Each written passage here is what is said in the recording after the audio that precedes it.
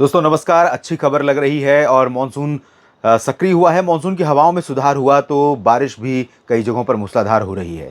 बारिश के आंकड़े दिखाएंगे, तापमान की बात करेंगे और मानसून कहां तक पहुंचा है, आगे बढ़ा है और साथ ही साथ अगले 10 दिनों में क्या संभावनाएं हैं। नमस्कार, स्वागत आप सभी का इस बुलेटिन में। ये बुलेटिन आप देख रहे हैं न्यूज़ मीडिया मंच पर, जिसमें 10 दिनों के मौसम की बात मुख्यतः करता हूं। और सबसे पहले आपको मानसून की प्रोग्रेस दिखा दूं। मानसून आज झारखंड में भी कहीं कहीं पर प्रवेश किया है, आगे बढ़ा है। ये जो देखिए उत्तर पूर्वी रीजन जो है, यहाँ पर थोड़ा सा इसने झारखंड में एंट्री मारी है, बस सीमाओं को टच किया है। पश्चिम बंगाल की गंगीय क्षेत्रों में मानसून आगे बढ़ा है और ओडिशा छत्तीसगढ़ में अधिकांश भागों को मानसून ने अब कवर कर लिया है, जिसमें यहाँ पर पेंड्रा रोड से होकर गुजर रही है और यहाँ पर ओडिशा में कुछ एक ज़िले बचे हैं, बाकी जगहों पर मानसून पहुँच चुका है। विदर्भ के बाकी हिस्सों को कवर कर लिया है। यहाँ पर आप देख सकते हैं लगभग सीमाओं पर है और सिर्फ मध्य महाराष्ट्र का थोड़ा सा हिस्सा बाकी है। इधर मांडला में पहुंच गया है मध्य प्रदेश में। मध्य प्रदेश के लिए अच्छी खबर है, मध्य प्रदेश में कई जगहों पर अच्छी बरसात शुरू हो चुकी है और साथ ही साथ छत्तीसगढ़ उड़ीसा में तो पहले से थोड़ा बहुत हो रही थी। अब पश्चिमी घाट पर बारिश बढ़ने वाली है और उत्तर प्रदेश तथा राजस्थान, पंजाब, हरियाणा, गुजरात और दिल्ली, उत्तराखंड, इन भागों में मानसून का इंतजार है। हालांकि आज दिल्ली में भी बरसात हुई है। आंकड़े देखते हैं बारिश के पिछले 24 घंटों के। अब कल शाम 5:30 बजे से आज शाम 5:30 बजे के बीच के इसमें कूच बिहार पश्चिम बंगाल टॉप पर है 136 मिलीमीटर और भोपाल में लंबे समय के बाद एक ज़बरदस्त बारिश का झोंका आया है। 125 मिलीमीटर 3 अंकों में बारिश रिकॉर्ड की गई। दहानू महाराष्ट्र के घाट क्षेत्र में 102 मिलीमीटर वर्षा रिकॉर्ड की गई। रांची में 78 मिलीमीटर बारिश हुई है और ये बड़ी बारिश है, ये बड़ा अंतर है क्योंकि लंबे समय से झारखंड भी तड़प रहा था गर्मी से। राउरकेला 74 मिलीमीटर और गैंगटोक में 70, जलपाईगुड़ी में 68.9 और तिरुवनंतपुरम में 67 मिलीमीटर की बारिश रिकॉर्ड की है। और इसके अलावा धुबरी में 64, हरनई में 64, 63 मिलीमीटर बारिश पूर्णिया में हुई है। अलीपुजा में 59, 56 मिलीमीटर बारिश महाबलेश्वर में। तो इस तरह से आप देखें तो 13 शहर ऐसे हैं, 13 स्थान ऐसे हैं जहां पर 50 मिलीमीटर या उससे ज़्यादा बारिश रिकॉर्ड की गई है। उसके बाद भी लंबी सूची है जहां पर 2 अंकों में बारिश का आंकड़ा रिकॉर्ड किया गया है। आप देख सकते हैं, अगर मैं 50 स्थानों की बात करूं तो 50 स्थान ऐसे हैं देश में जिसमें 2 अंकों में बारिश दर्ज की गई है। तो मध्यम, हल्की से मध्यम कई जगहों पर और कुछ स्थानों पर मध्यम से बहुत भारी वर्षा दर्ज की जानी शुरू हुई है। और सैटेलाइट तस्वीरें बहुत कुछ कह रही हैं, जिसकी बात अगले बुलेटिन में करूंगा। और तापमान की अगर हम बात करें तो तापमान में उरई टॉप पर रहा उत्तर प्रदेश का, जहां पर 44.6 डिग्री पारा रहा। तो आज भी 45 से ऊपर पारा नहीं गया है और कई जगहों पर तापमान में गिरावट आई है।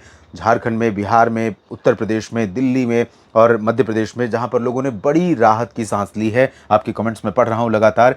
प्रयागराज में 43.6 और मांडला में 43.5 डिग्री सेल्सियस तापमान रिकॉर्ड किया गया। जैसलमेर में 42.5 और 42.4 डिग्री पारा रहा। बांदा और बीकानेर में 42 डिग्री सेल्सियस तापमान बाड़मेर में रिकॉर्ड किया गया। वल्लभ विद्यानगर गुजरात में 41.7 और 41.4 नौगांव मध्य प्रदेश में। हमीरपुर में 41.2, 41.1 रहा। राजकोट में, चूरू में 41 डिग्री और 41 डिग्री सेल्सियस तापमान रिकॉर्ड किया गया। कोटा और रेंटा चिंतला में।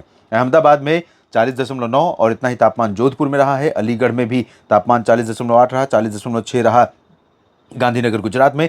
दिल्ली के सफदरजंग में भी 40.4 डिग्री सेल्सियस। तो 4-5 डिग्री की गिरावट हुई है। निश्चित तौर पर लोगों ने बड़ी राहत की सांस ली है। सुरेंद्रनगर में 40.3 डिग्री सेल्सियस तापमान दर्ज किया गया।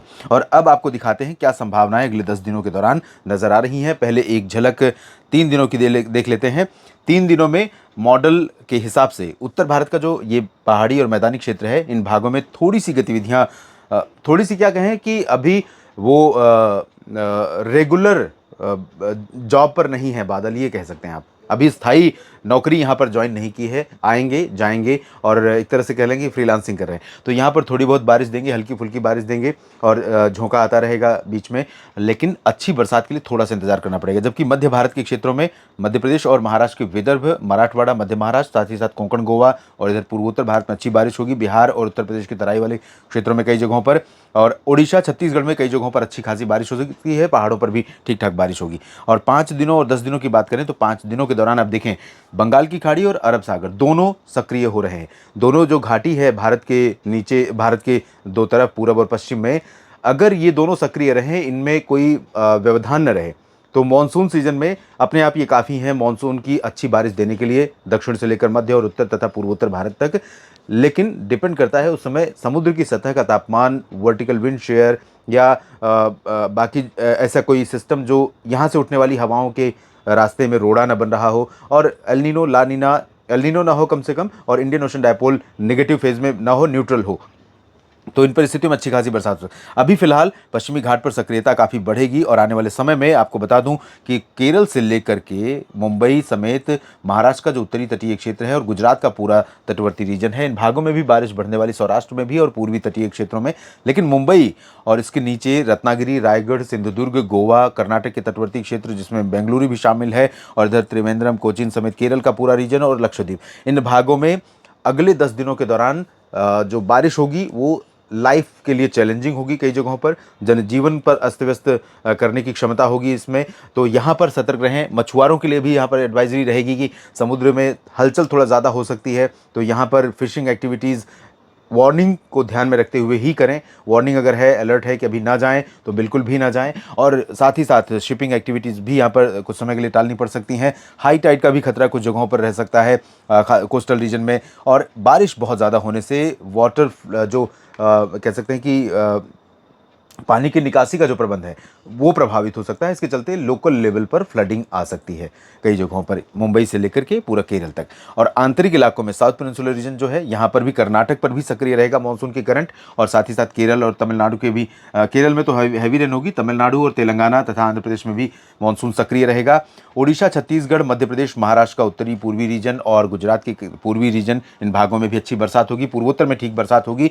झारखंड, पश्चिम बंगाल, ओडिशा, बिहार से लेकर उत्तर प्रदेश तक, और यहाँ तक कि राजस्थान, दिल्ली, हरियाणा, पंजाब, इन सभी भागों में बरसात होगी। लेकिन उत्तर प्रदेश और बिहार के उत्तरी क्षेत्रों में ज़्यादा इंटेंसिटी रहेगी इन पश्चिमी भागों की तुलना में।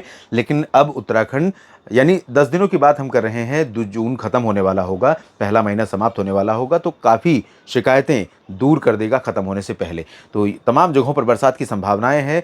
बरसात के समय सतर्क रहिए, सुरक्षित रहिए। पहली बारिश जहाँ पर होती है वहाँ भीगने से बचें, क्योंकि ये इसे जहाँ पर लंबे समय से ड्राई वेदर होता है और वहाँ पर पहली बारिश जो होती है उसे एसिड रेन कहा जाता है। एसिड रेन दरअसल इसलिए होती है कि एटमॉस्फेयर में जो पोल्यूशन है वो एक तरह से इस बारिश के साथ गिरता है और वो सीधे स्किन पर, त्वचा पर पड़ने पर उसका नुकसान भी पड़ सकता है। तो मवेशियों को इससे बचाने की ज़रूरत है, खुद भी बचने की ज़रूरत है। लेकिन और इसके अलावा लाइटनिंग, थंडरस्टॉर्म की एक्टिविटी से भी बचने की ज़रूरत है, और लगातार मेरे साथ बने रहने की ज़रूरत है ताकि आपको मौसम की जानकारियाँ लगातार मिलती रहें। धन्यवाद।